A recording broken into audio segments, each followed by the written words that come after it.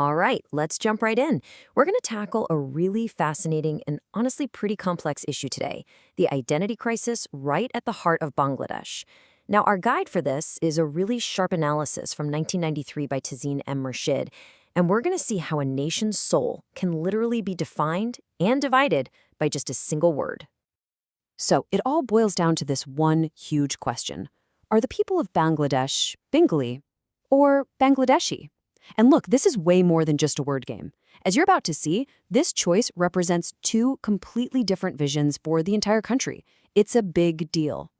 Okay, first things first, let's set the scene. If you were to just look at Bangladesh from the outside, you'd probably think, wow, they seem super unified. But peel back that first layer, and you'll find this deep, ongoing struggle over what it even means to be from there. And that's what's so wild about this whole thing, right? It's a total paradox. You've got a nation where pretty much everybody speaks the same language, they share this incredibly rich culture, and yet they're fundamentally divided on who they are. This debate has been shaping their politics for decades. So here they are, the two competing ideas, laid out side by side. On one side, you've got Bengali nationalism. Think of this as coming from the ground up. It's all about shared culture, shared language, and it's secular. But then, on the other side, you have Bangladeshi nationalism. This one's top-down, imposed by the state. It's based on territory, not culture, and it puts a heavy emphasis on an Islamic identity. We're talking two totally different blueprints for the nation. All right, let's dig into that first one, Bengali nationalism. You have to understand, this wasn't some calculated political strategy cooked up in a boardroom. Nope. This was a true grassroots movement, born out of real struggle. And this is the key thing to get about it. It was organic. It wasn't invented or handed down by leaders. It grew right out of the streets, from shared sacrifice and this powerful demand for recognition. It came directly from the people. So, where did it all start? Well, you can trace the roots all the way back to 1952 and the language movement. I mean, you had students literally dying just to get the Bengali language recognized. That moment lit a fire, and this distinct Bengali consciousness just grew and grew all through the 60s, building up to the huge turning point, the 1971 War of Liberation, which is what created the nation in the first place. So what was this identity all about at its core? Well, it was all about a shared culture that brought everyone together. Muslims, Hindus, everyone. It celebrated this amazing literary heritage. And crucially, it was a flat-out rejection of how the Pakistani elite had used religion as a political weapon to hold them down.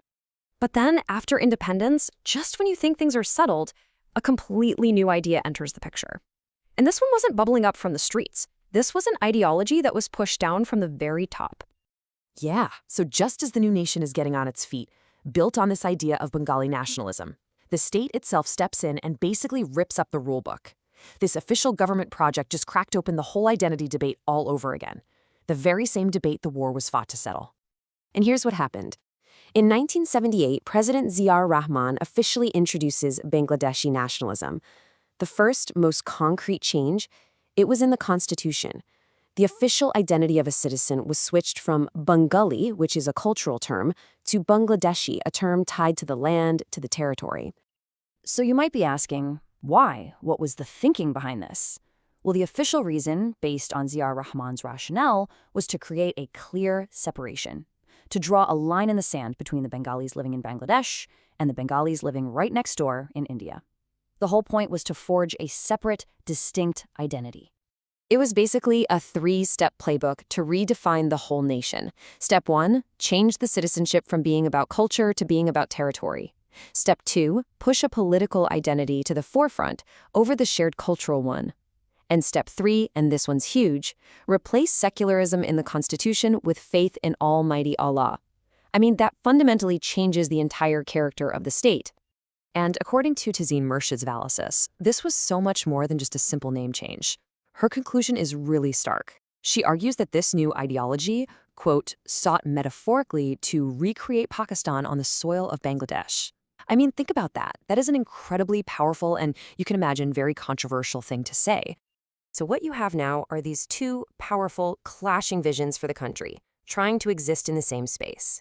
Let's really break down the differences. And wow, when you put them next to each other, the differences just pop.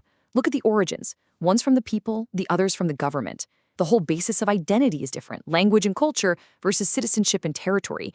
And then there's the role of religion. One is secular, the other leans heavily Islamic, and maybe most importantly, they look at their own history completely differently. One celebrates the 1971 war, the other tries to downplay it. And if you want a perfect symbol of this clash, just look at the slogans. The cry of the liberation movement was Joy Bangla, victory to Bengal. But the new state ideology? It pushed Bangladesh Zindabad, a phrase that sounds an awful lot like Pakistan Zindabad, which it was supposed to have replaced. This was literally a war of words for the nation's soul. Okay, so this all sounds very ideological, right? But what did it actually mean for people's lives? This wasn't just some debate for intellectuals. No, this became the single biggest challenge for Bangladesh's new democracy. Let's look at the 1991 election for a perfect example. At first glance, you'd say it was a clear win for the BNP, the Bangladesh Nationals Party.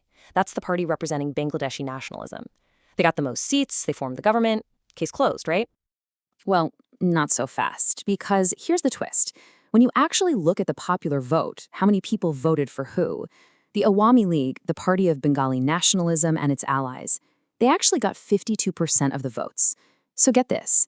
The party in power and its core ideology didn't actually have the support of the majority of the people.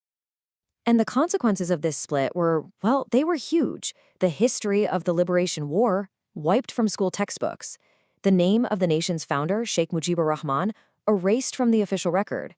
The ruling party ended up depending on political support from the Jamaat-e-Islami, a party that had actually fought against the creation of Bangladesh. And, to top it all off, a law stayed on the books that gave amnesty to the assassins of the founding father.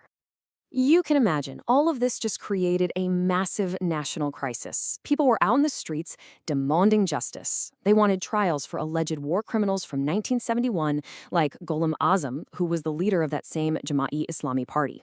And this put the government, which needed that party's support to stay in power, in a completely impossible spot. And that's where Murshid's analysis leaves us, with this really powerful, challenging question. Can a nation really build a future when it's standing on two totally competing, totally irreconcilable versions of its own past? The challenge, as she saw it, was to stop burying history, to let people debate it openly, and to let them choose an identity based on facts, not on a story created by the state. And you know, that's a question that feels just as urgent today as it did back then.